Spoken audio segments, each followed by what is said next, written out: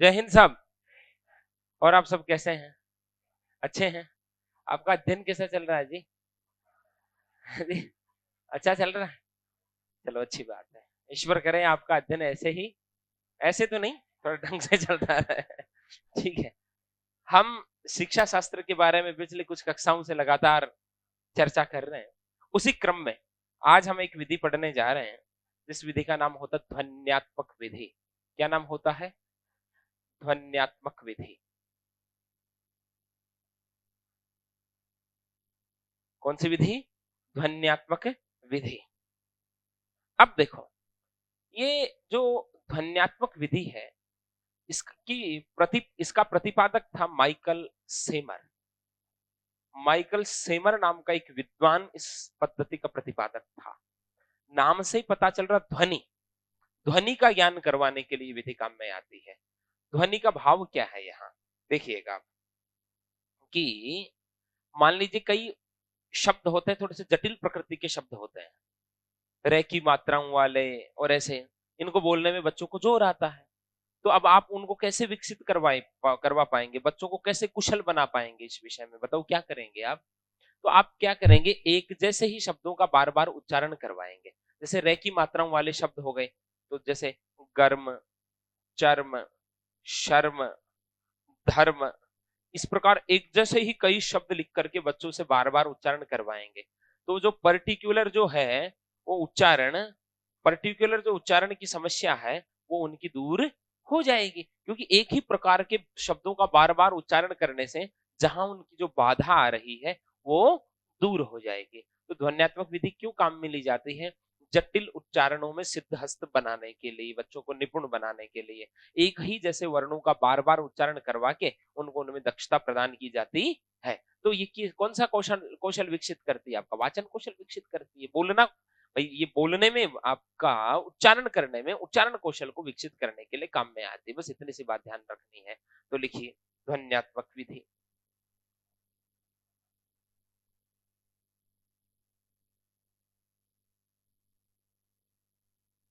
विधि लिखिए।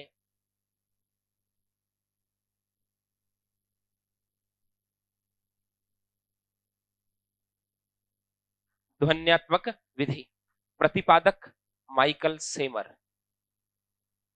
प्रतिपादक माइकल सेमर, 1935 ईस्वी। 1935 ईस्वी। प्रतिपादक माइकल सेमर, 1935 ईस्वी। प्रतिपादक माइकल सेमर, 1935 ईस्वी। लिखो। इस विधि में इस विधि में अर्थ की अपेक्षा इस विधि में अर्थ की अपेक्षा ध्वनि पर इस विधि में अर्थ की अपेक्षा ध्वनि पर अधिक बल दिया जाता है। इस विधि में अर्थ की अपेक्षा ध्वनि पर अधिक बल दिया जाता है। इस विधि में अर्थ की अपेक्षा ध्वनि पर अधिक बल दिया जाता है। भाई इसमें अर्थ का ज्ञान करवाना अपना उद्देश्य थोड़ी है। अपना उद्देश्य क्या ज्ञान करवाना? ध्वनि का, उनके उच्चारण कौशल को विकसित करने का। क्योंकि ऐसे जटिल प्रकार के शब्दों को बोलने में उनको प्रॉब्लम आ रही है, तो अपन वैसे ही 10-15 शब्द लिख करके बार बार बच्चों को उच्चारण करवाएंगे, तो उस प्रकार के जटिल उच्चारणों को वो आसानी से करना सीख जाएंगे। हमें उनका अर्थ सिखाना उस समय उद्देश्य नहीं है। उस समय उद्देश्य क्या है? उनका उच्चारण सिखाना। ठीक है। अगली पंक्ति में लिखिए, एक समान ध्वनि वाले शब्द एक समान ध्वनि वाले शब्द एक समान ध्वनि वाले शब्द जैसे जैसे कर्म, चर्म, शर्म, धर्म, मर्म।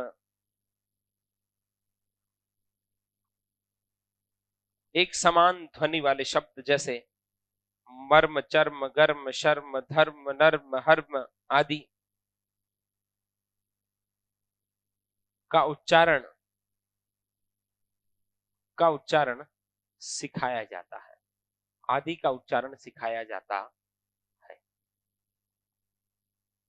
आदि का उच्चारण सिखाया जाता है। ठीक है, ये आपकी कौन सी विधि हो गई? ध्वन्यात्मक विधि। अरे नाम में उत्तर छिपा है, क्या सिखाने के लिए? माने उच्चारण। ध्वनि कब होगी? उच्चारण के समय होगी। भाई कोई जटिल शब्द है, जटिल शब्दों के उच्चारण में बच्चों को जोर आता है।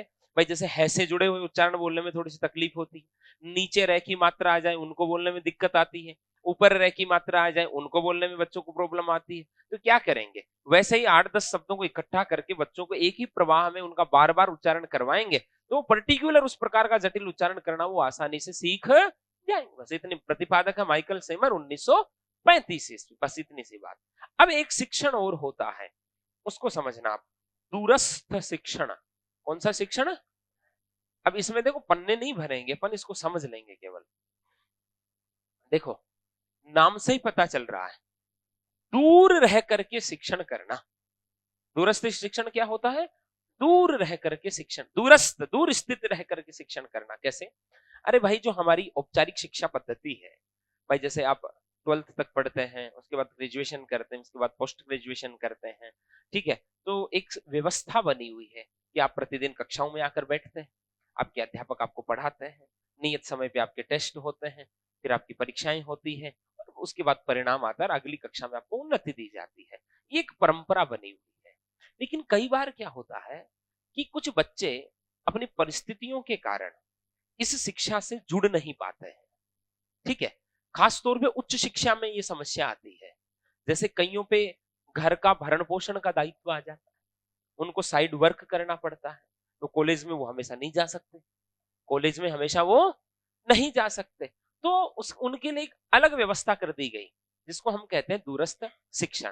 भाई जैसे अपन ये पढ़ते हैं ना, इंदिरा गांधी विश्वविद्यालय इग्नू, या वर्धमान कोटा वाला, ठीक है? ये पढ़ते हैं ना अपन, महात्मा गांधी मुक्त विद्यालय, ये 2-3 नाम पढ़ते हैं ना। ये आपका जैन विश्व भारती लाडनो, इनसे घर बैठे पढ़ते हैं ना कई लोग।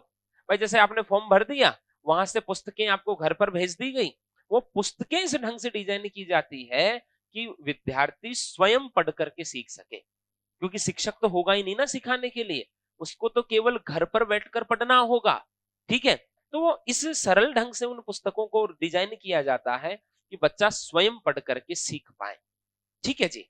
अब बच्चे ने घर बैठ करके पढ़ लिया, अब वहीं से उसको असाइनमेंट बनाने का निर्देश दिया जाता, पहले से तय होता है।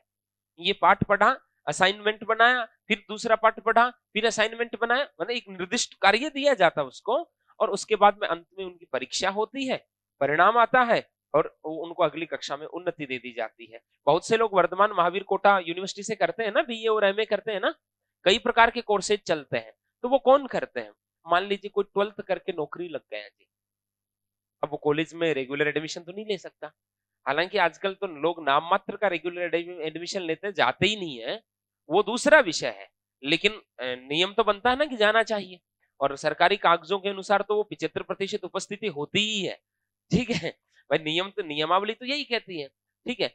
अब मान लीजिए कोई 12th करके कोई बैंक में लग गया, अब उसकी इच्छा है मैं भी स्नातक करूं ताकि कल को मुझे भी वो प्रमोशन मिले, पदोन्नति मिले, ठीक है? अब वो वहां डेली रेगुलर एडमिशन तो वो नहीं ले सकता, ठीक है? अब वो महात्मा गांधी से या वीएमओयू से, इनसे वो फॉर्म भर देता है, उनको किताबें भेज दी जाती है, एक बार उनको असाइनमेंट जमा कराने पड़ते हैं, अंत में एग्जाम होती है और उनको स्नातक की डिग्री दे दी जाती है, ठीक है? तो ये उन लोगों के काम की विधि है जो पारंपरिक शिक्षा पद्धति में शामिल नहीं हो पाते, किन्हीं भी कारणों से। कारण कुछ भी हो सकते हैं, मजबूरी हो सकती है, आर्थिक मजबूरियां हो सकती हैं, या फिर किसी कार्य में फंसे हुए हैं, ये हो सकता है, ठीक है? कुछ भी कारण हो सकता है। लेकिन इसका फायदा क्या है? जो लोग पारंपरिक शिक्षा पद्धति, औपचारिक शिक्षा पद्धति में शामिल नहीं हो पाते, वो भी इसके माध्यम से अपनी शिक्षा को आगे बढ़ा सकते हैं, ठीक है? ये इसका फायदा हो गया। लेकिन दोष क्या है? दोष ये है कि विद्यार्थी घर बैठ करके पढ़ रहा है, कितने ही सरल ढंग से आप किताब डिजाइन कर दो, मन में कोई प्रश्न आ गया तो उस प्रश्न के उत्तर का कोई उपाय है क्या? अरे मन में कोई भी जिज्ञासा जन्म ले ली तो उस जिज्ञासा की प्रतिपुष्टि का कोई उपाय है क्या? नहीं, क्योंकि शिक्षक तो सामने है ही नहीं। मतलब ये दूरस्थ शिक्षण एक ऐसा शिक्षण है जिसमें शिक्षक और शिक्षार्थी के मध्य मौखिक संवाद नहीं होता, कोई मौखिक संवाद नहीं होता। स्कूल में जो एजुकेशन होती, शिक्षा होती, वो शिक्षक के प्रत्यक्ष ऑब्जर्वेशन में होती है, शिक्षक के जो प्रत्यक्ष निरीक्षण में होती है, शिक्षक उपस्थित रहता है, कौन कितना सीखा, किसने कितना अधिगम किया, किसकी कहाँ कमजोरियां रह रही है, किसको कैसे बुस्टअप करना, वहां पूरी रणनीति होती है। लेकिन इसमें तो कुछ नहीं होती, कोई पढ़ रहा है तो ठीक है, कोई नहीं पढ़ रहा है तो ठीक है। ये इसका बड़ा क्या हो गया, दोष हो गया। ठीक है, अब इसमें घर बैठ करके बच्चा पढ़ता है ना, इसलिए इसको गृह अध्ययन विधि भी कह सकते हैं। कौन सी विधि, गृह अध्ययन विधि। ठीक है, और इसमें पत्राचार के माध्यम से शिक्षा होती है।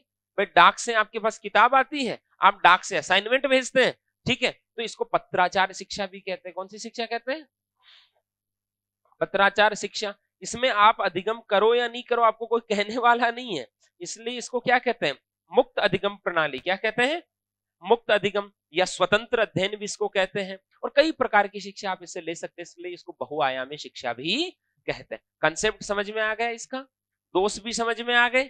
4-5 पंक्तियां में लिखवा दूं तो लिखिए, दूरस्थ शिक्षण, मुक्त अधिगम नहीं, मुक्त अध्ययन, दूरस्थ शिक्षण लिखो। अनेक अर्थों में प्रयुक्त होने के कारण, अनेक अर्थों में प्रयुक्त होने के कारण,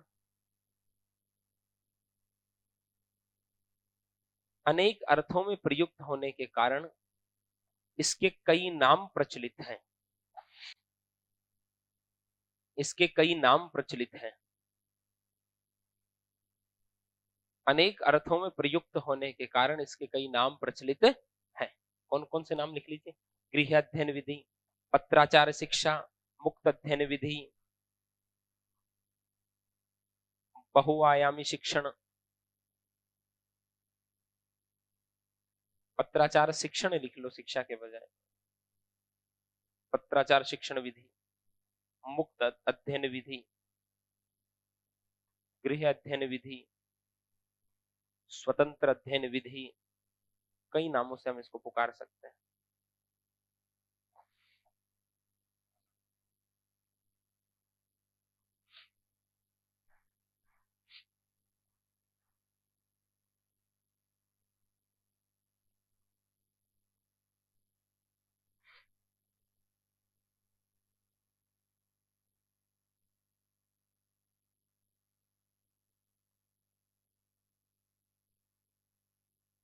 हो गया, हाँ। गृह अध्ययन घर पे रख करके पढ़ते हैं, पत्राचार के माध्यम से कार्यवाही आगे बढ़ती है, अध्ययन करने के लिए आप मुक्त हैं, स्वतंत्र हैं, और कई प्रकार के कोर्सेज आप इससे कर सकते हैं, बहुआयामी शिक्षण। आप में से कितने लोग इससे पढ़े हुए हैं, कुछ ना कुछ तो सब इसका लाभ ले ही लेते हैं। धन्यवाद, आगे बढ़े। इसमें एक परिभाषा लिखो, बोर्जी होमबर्ग की। तो ये नाम मात्र की तो परिभाषा होगी, इस कथन के अंदर ये स्पष्ट भी हो जाएगी। बोर्जी होमबर्ग, नाम ही अटपटा है जी। बोर्जी होमबर्ग के अनुसार, बोर्जी होमबर्ग के अनुसार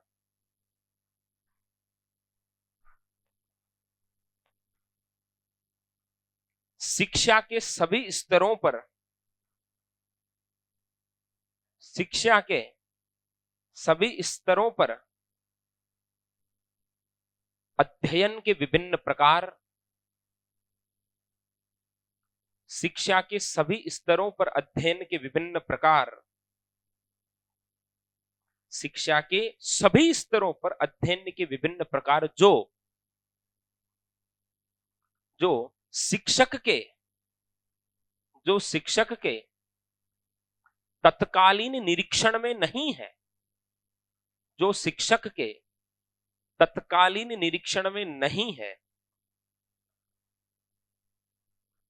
जो शिक्षक के तत्कालीन निरीक्षण में नहीं है, उन्हें दूरस्थ शिक्षा कहा जाता है, उन्हें दूरस्थ शिक्षा कहा जाता है, उन्हें दूरस्थ शिक्षा कहा जाता है। हो गई बात। अरे भाई, जो टीचर के डायरेक्ट सुपरविजन में नहीं है, वो सब के सब क्या है, दूरस्थ शिक्षण। कौन से हैं, दूरस्थ शिक्षण। अगली पंक्ति में लिखिए, यह केवल ये लास्ट लाइन लिखवा रहे इसमें, यह प्रत्यक्ष शिक्षण नहीं है, यह प्रत्यक्ष शिक्षण नहीं है, अर्थात छात्रों व शिक्षक के मध्य, अर्थात छात्रों व शिक्षक के मध्य प्रत्यक्ष रूप से, छात्रों व शिक्षक के मध्य प्रत्यक्ष रूप से मौखिक शब्दों का संचार, मौखिक शब्दों का संचार नहीं हो पाता है, मौखिक शब्दों का संचार नहीं हो पाता है, मौखिक शब्दों का संचार नहीं हो पाता है। ये आपकी कौन सी शिक्षा हो गई? दूरस्थ शिक्षा। भाई मौखिक शब्दों का संचार थोड़ी होता शिक्षक शिक्षार्थी के मध्य, नहीं होता, क्योंकि ये प्रत्यक्ष शिक्षण है ही नहीं। एक विधि और करवा देते, छोटी सी विधि है ना, ठीक।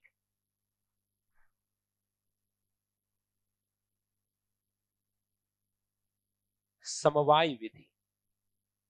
कौन सी विधि? समवाय। ये तेज आवाज क्या कर रहा है? इतनी तेज आवाज क्या है रही? इसको बंद कर दो। हाँ? अच्छा क्या समवाय विधि? देखो समवाय विधि की हालांकि मैं चर्चा कर चुका हूं। जब हम व्याकरण शिक्षण पढ़ रहे थे तब हमने समवाय की चर्चा की थी, लेकिन एक बार अलग से मैं दोबारा चर्चा कर रहा हूं। समवाय की चर्चा नाटक शिक्षण करवाते समय भी मैं कर चुका हूं। समवाय एक्चुअली में कोई मेथड नहीं है, समवाय एक तरीका है पढ़ाने का। समझना कैसे? कि आप इतनी विधियां पढ़ते हो, 20, 22, 24 विधियां पढ़ लेते हो, हर विधि में गुण है और हर विधि में दोष है। शिक्षक जब क्लासरूम में जाए, कक्ष में जाए, तो वो अपनी एक ऐसी विधि बना ले, अपना एक ऐसा तरीका बना ले जिसमें सब विधियों के गुण तो हो लेकिन दोष ना हो। मतलब वो अपना एक नया तरीका बनाता है। हर शिक्षक की अपनी शैली होती है ना पढ़ाने की, तो वो इस प्रकार की एक शैली निर्मित करता है जिसमें दोष कम से कम हो और गुण ज्यादा से ज्यादा हो। भाई जैसे आप व्याख्यान विधि के बारे में पढ़ते हैं तो आपके माथे में क्लियर हो जाता है कि व्याख्यान विधि का सबसे बड़ा दोष ये है कि व्याख्यान विधि से पढ़ाते समय छात्र निष्क्रिय रहते हैं। क्या दोष है? व्याख्यान विधि से पढ़ाते समय छात्र निष्क्रिय रहते हैं, ये इसका दोष है और ये आपको पता है, ये दोष आपको पता है, ठीक है। अब आप चाहेंगे वहां पढ़ाते समय कि आप बच्चों को सक्रिय रखें, आप उनको कहें ए बोलता रहो, ओ पांच लो बोलता रहो, ऐसे सक्रिय रखेंगे आप उनको ताकि किसी को नींद वींद ना आ जाए, ठीक। व्याख्यान विधि आपको पता है कि आपको काम में लेनी है, आपकी मजबूरी है व्याख्यान विधि को काम में लेना, आपको मालूम है अच्छे ढंग से, लेकिन आपको पता है इसमें ये दोष है, तो दोष है तो दोष को निराकृत करके काम में ले लो ना, अपनी एक ऐसी नई शैली विकसित कर लो, ठीक है। उनको सक्रिय रखो, उनको निष्क्रिय मत होने दो। समझ गए समवाय का मतलब क्या होता है? समवाय का मतलब मोटे तौर पे यही होता है। वजह से हम नाटक शिक्षण पढ़ रहे थे, नाटक शिक्षण की हर विधि में गुण भी थे, हर विधि में दोष भी थे। फिर अंत में हमने क्या कहा? सबसे श्रेष्ठ कौन सी? समवाय, मतलब सबका मिला जुला रूप, सबका मिला जुला रूप। व्याकरण शिक्षण में भी और यहां समवाय का मतलब क्या है? मान लीजिए हमने एक विधि पढ़ी थी, भाषा संसर्ग विधि पढ़ी थी। भाषा पढ़ाते पढ़ाते साथ में व्याकरण की चर्चा करना, वही क्या है? भाषा संसर्ग विधि। ऐसे ही है ना, ठीक है। भाषा संसर्ग विधि का विकसित स्वरूप ही क्या है? समवाय विधि। भाषा संसर्ग विधि का विकसित स्वरूप क्या है? समवाय विधि। इसमें क्या होता है? मान लीजिए आप कोई कहानी पढ़ा रहे हैं, आप कोई गद्य पढ़ा रहे हैं, कोई पद्य पढ़ा रहे हैं, कुछ भी पढ़ा रहे हैं, तो गद्य पढ़ाते समय बीच में कोई व्याकरण की चर्चा आई, आपने वही कर दी, और पद्य पढ़ाते समय आपने काव्य शास्त्र की चर्चा कर दी। भाई छंद कौन सा है, रस कौन सा, अलंकार कौन सा है, इसमें काव्य का गुण कौन सा, काव्य का दोष कौन सा, वही उनकी हल्की हल्की व्याख्या भी कर दी। पाठ पढ़ाते पढ़ाते व्याकरण और काव्य शास्त्र संबंधी चर्चा कर देना, वही क्या है? समवाय। वही क्या है? समवाय। समझ में आ गया? तो समवाय का मतलब यही है। लेकिन इसका एक दोष भी है, इसका भी एक दोष है कि इस ढंग से आप व्याकरण या काव्य शास्त्र बच्चों को पढ़ाएंगे तो वो व्याकरण और काव्य शास्त्र का विधिवत ज्ञान प्राप्त नहीं कर पाएंगे। कर पाएंगे क्या? नहीं। भाई आप मान लीजिए आपको कोई रचना पढ़ा रहे हैं, उसके अंदर संयोग से दोहा छंद है, तो आपने दोहे की तो चर्चा कर दी, लेकिन वहां बच्चे को मात्रा गिनना थोड़ी आती है। अब मात्रा की चर्चा करोगे आप तो वर्णिक छंद छूट जाएंगे, तो व्यवस्थित ज्ञान तो नहीं मिलेगा। आप गद्य पढ़ा रहे, गद्य पढ़ाते पढ़ाते बीच में कोई अयादि संधि का शब्द आ गया, आपने अयादि की व्याख्या कर दी, लेकिन अयादि से पहले और भी संधियां बची हुई हैं, उनकी व्यवस्थित व्याख्या आप नहीं कर पाएंगे। ठीक है, बीच में कोई सामासिक पद आ गया, लंबोदर आ गया, आपने कह दिया भगवान गजानन के लिए चलता है, और तीसरा अर्थ प्रधान होता है, वहां बहुरी होता है, लेकिन बहुरी तो अपन सबसे अंत में पढ़ते हैं, बाकी समास तो रह गए। ठीक है, इससे व्याकरण का या काव्य शास्त्र का व्यवस्थित ज्ञान प्राप्त नहीं हो पाता, बस व्यावहारिक ज्ञान जरूर मिल सकता है आपको। एक इसका दोष और भी है कि आप कविता पढ़ाने बीच में काव्य शास्त्र या व्याकरण की चर्चा करने लगे तो आपका मूल पाठ तो रह जाएगा, आप जो मूल पाठ पढ़ा रहे वो तो छूट जाएगा, और आपके वश में नहीं कि वो पाठ कहां कितने आगे तक चला जाए। बीच में आपने व्याकरण की चर्चा छेड़ दी, अब ये व्याकरण की चर्चा कहां जाकर के रुकेगी, आपके वश में थोड़ी ना, ये तो बच्चों की जिज्ञासा पे निर्भर करता है कि कहां तक पहुंच जाए, तो आपका मूल पाठ तो बीच में ही गायब हो गया, वो तो गौण हो गया। ठीक है, इस समवाय के बारे में हर्बर्ट ने भी अपना मत दिया। हर्बर्ट का ये कहना था कि जो है नए ज्ञान को पूर्व ज्ञान के साथ जोड़ दिया जाए तो ज्ञान आसानी से सीखा जा सकता है, उनका ये मानना था।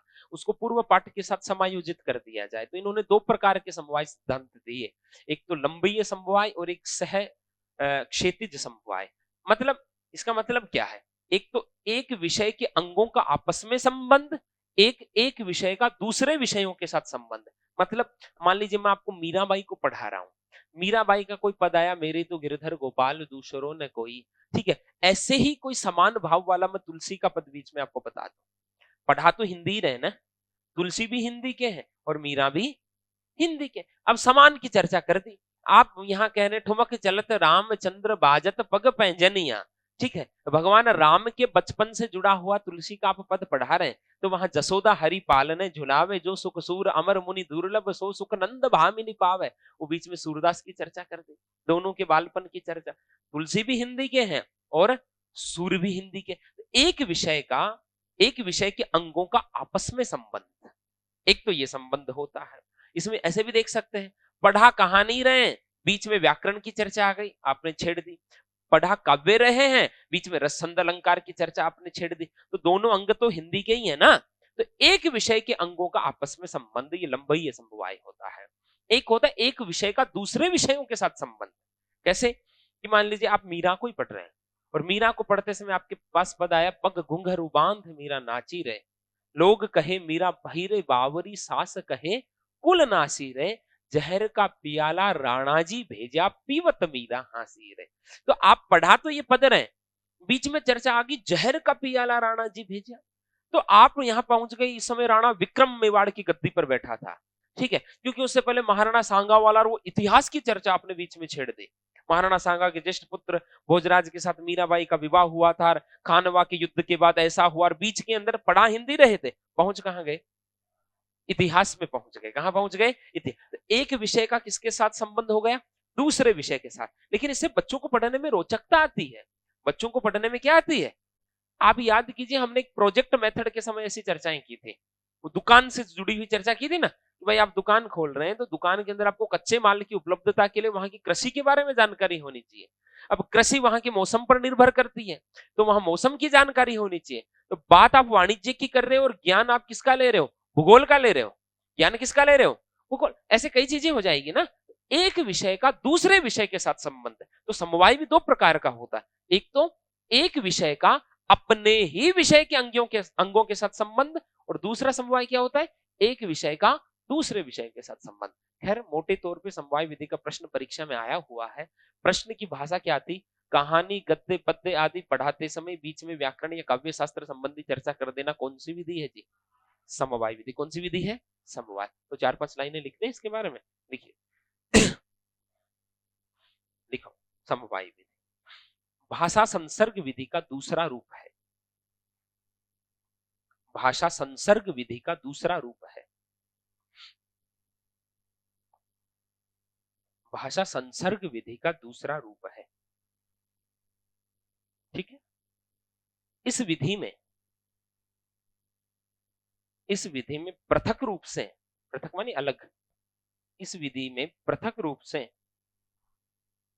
व्याकरण का ज्ञान नहीं दिया जाता है, इस विधि में पृथक रूप से व्याकरण का ज्ञान नहीं दिया जाता है।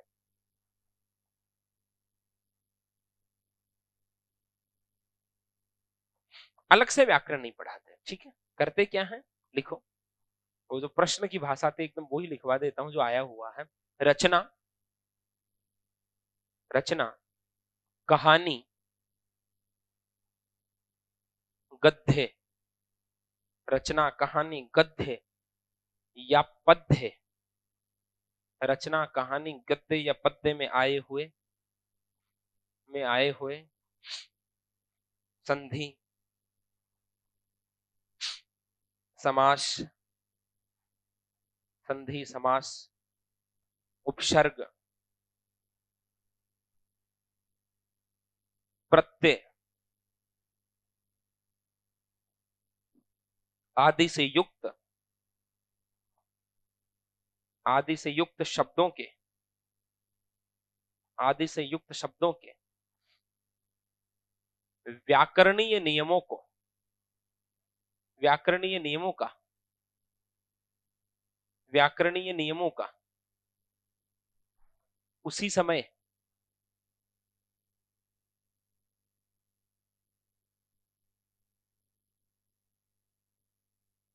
रचना, कहानी, गद्य या पद्य में आए हुए संधि, समास, उपसर्ग, प्रत्यय आदि से युक्त शब्दों के व्याकरणीय नियमों का उसी समय, व्याकरणीय नियमों का उसी समय ज्ञान करा देना ही, व्याकरणीय नियमों का उसी समय ज्ञान करा देना ही समवाय शिक्षण विधि है। व्याकरणीय नियमों का उसी समय ज्ञान करा देना ही समवाय शिक्षण विधि है। हो गई बात, स्पष्ट हो गई पूरी। भाई आप कोई रचना पाठ पढ़ा रहे, कोई कहानी पढ़ा रहे, कोई गद्य पढ़ा रहे, कोई पद्य पढ़ा रहे, बीच में कोई संधि समास उपसर्ग प्रत्यय की चर्चा कर दी, वही क्या है, समवाय। क्या है, समवाय। लिखिए अगली पंक्ति में, इसमें, इसमें व्याकरण की शिक्षा, इसमें व्याकरण की शिक्षा लंबी समवाय के द्वारा दी जाती है। इसमें व्याकरण की शिक्षा लंबी समवाय के द्वारा दी जाती है।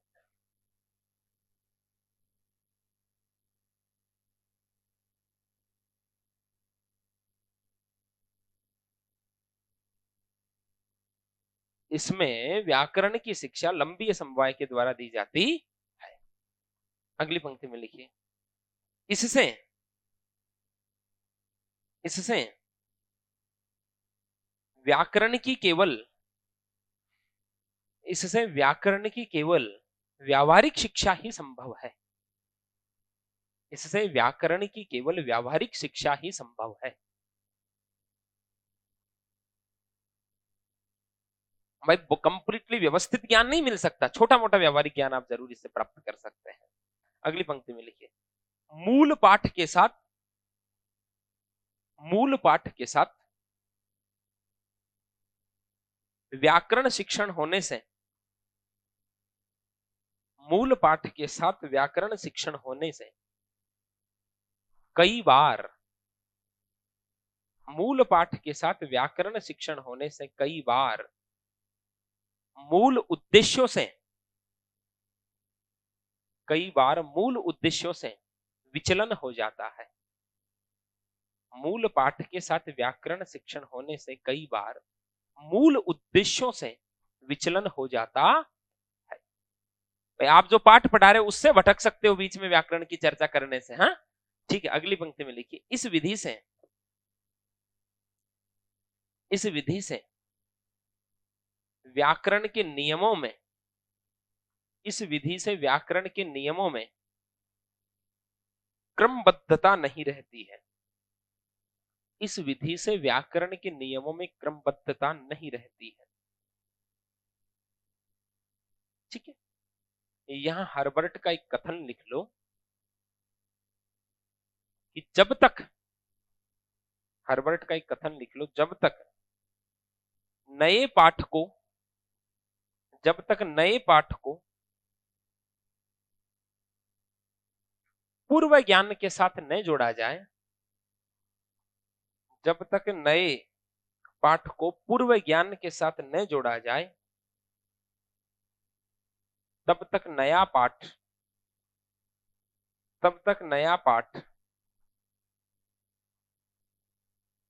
पूर्ण रूप से हृदयंगम नहीं हो सकता। तक नया पाठ पूर्ण रूप से हृदयंगम नहीं होता या नहीं हो सकता। तब तक नया पाठ पूर्ण रूप से हृदयंगम नहीं हो सकता। ठीक है, 2 पंक्तियां और लिखवा देते इसमें।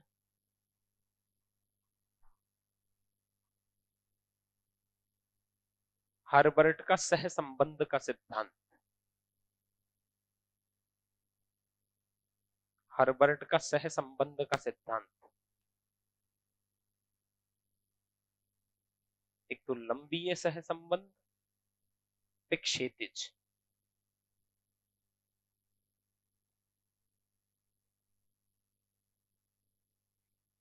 लंबीय सह संबंध में लिखो एक ही लाइन,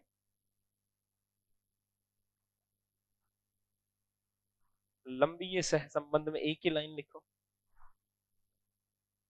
एक ही विषय के विभिन्न अंगों के साथ संबंध, एक ही विषय के विभिन्न अंगों के साथ संबंध, एक ही विषय के विभिन्न अंगों के साथ संबंध। ठीक है, सेकंड नंबर पे लिखो क्षैतिज सह संबंध, क्षैतिज सह संबंध।